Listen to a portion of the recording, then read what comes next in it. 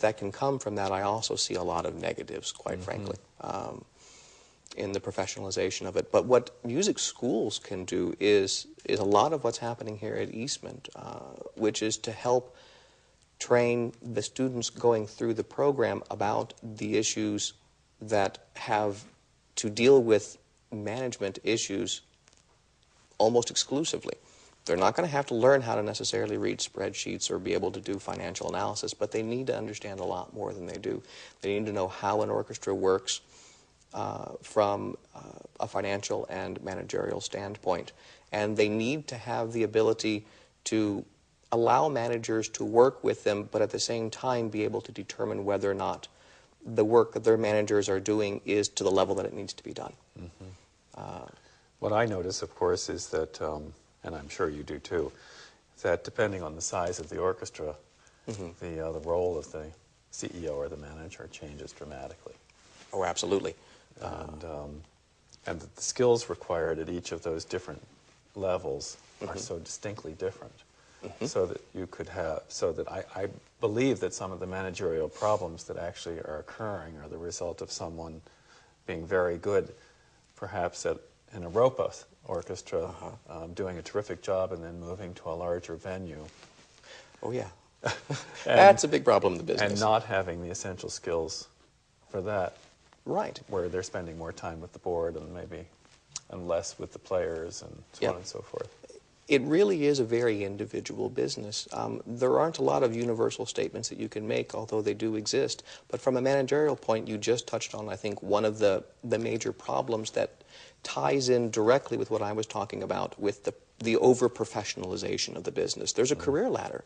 If you want to work in a top 10 orchestra and one of the big budget exams, well, you start by managing a little, small budget ROPA, and then you go to a middle-level manager here, and you run a department there, and you fly through this fast-track program.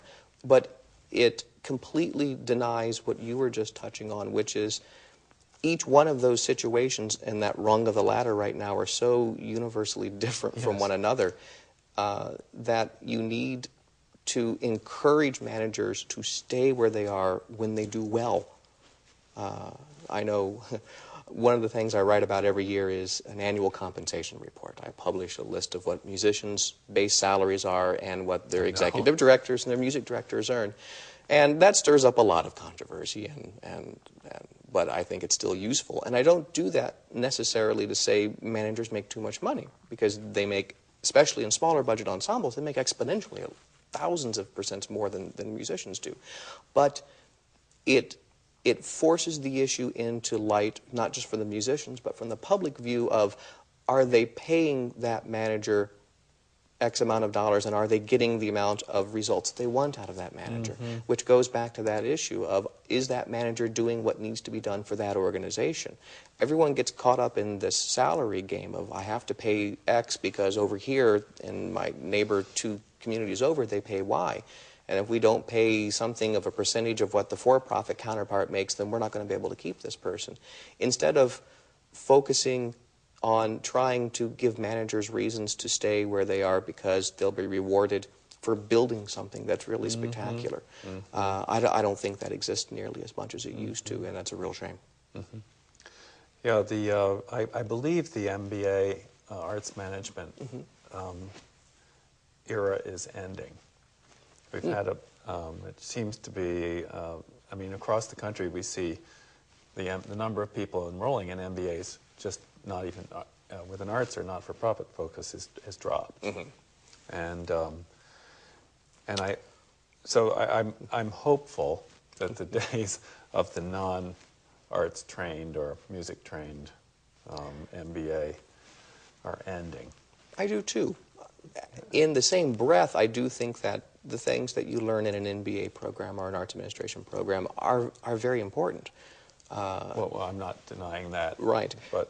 But finding a balance between those two is, just like everything else, going to be something that has to work. This business loves to work like a pendulum. It loves to be on either one side or the other and doesn't spend very much time in the middle.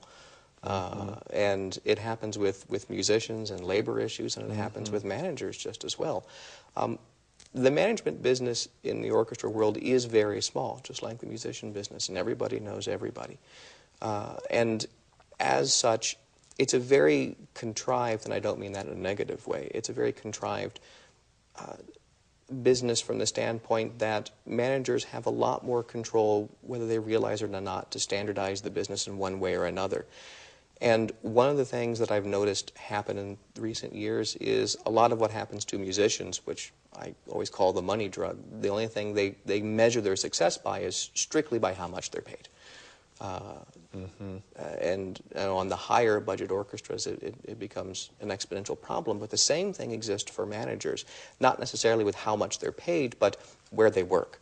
If you don't work in one of the big five plus two, San Francisco and L.A., then you must be, or if you work there, then you must be better than someone who works at Nashville, which is absolutely ridiculous, as opposed to simply looking at accomplishments, at what someone has done, as to the measure of their real value. And the industry attention on those individuals is something else I've tried to address with Adaptistration. Writing about managers that really wouldn't be featured in Symphony magazine, or they're not going to be the buzz at conventions because they're not in one of the top 5 orchestras. Do the headhunters call you to ask for your recommendations? No. I'm going to make sure they start doing it.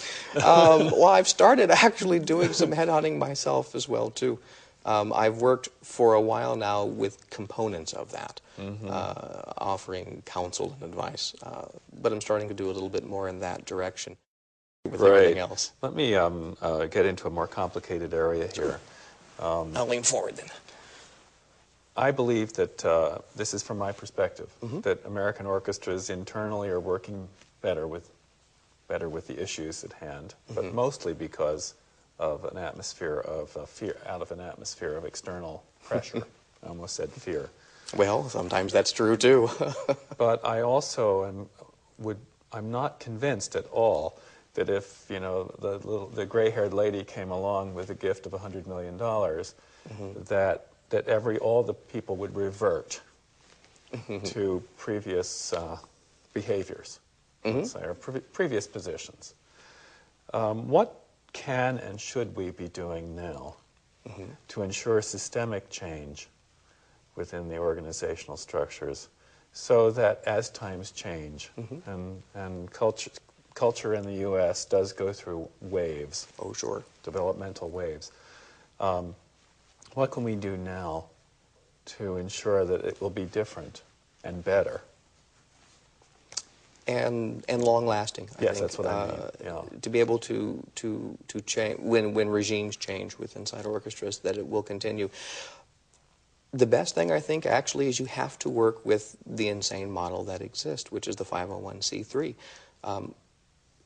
The counterpart to the board control over a 501c3 is the collective bargaining agreement. That's the only other legally enforceable document. Right. And of course, it gets press attention from time to time, and people in the business talk about it, but they make jokes of how contracts grow, and they're 100 pages long, and they have all these details. But that's healthy. That's actually good, because it means you took the time to work through whatever situation or problem you had, and you realized it was important enough that you had to put it in the collective bargaining agreement, which would ensure that regardless of who moves in and out on both sides, musicians and board, that the rules still stay the same. But you still have the ability to reevaluate those through whatever period the contract renews.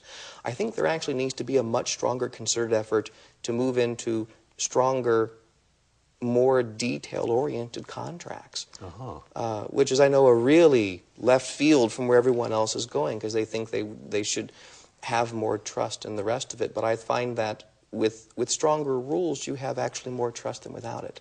In Nashville, yes, I know we keep going back there, they had a couple of situations some of the musicians were talking